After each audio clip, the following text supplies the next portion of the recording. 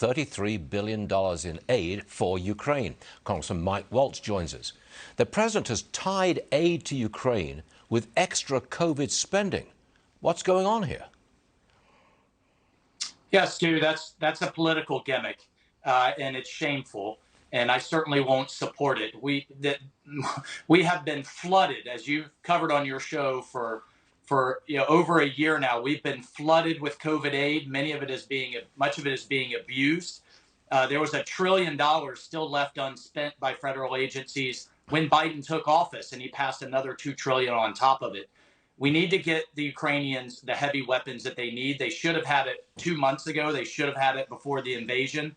I will certainly support that, but he can't couple this just like he did Build Back Better and infrastructure. And I think that's going to fall flat in Congress. How about the president saying that he's considering forgiving student loan debts?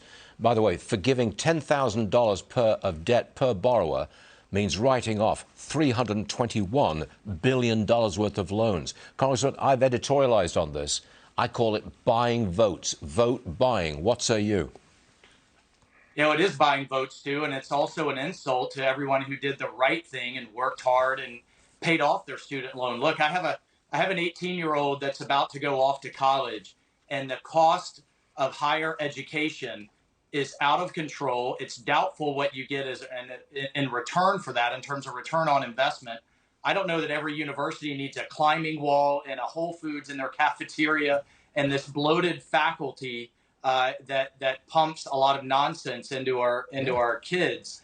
But meanwhile, we're handing 18-year-olds these kind of unlimited loans. We've removed the Democrats removed banks from the equation in terms of evaluating if you're going to get a 4-year degree in basket weaving. You know, is that a good return on their loan? You're going to be able to pay it back.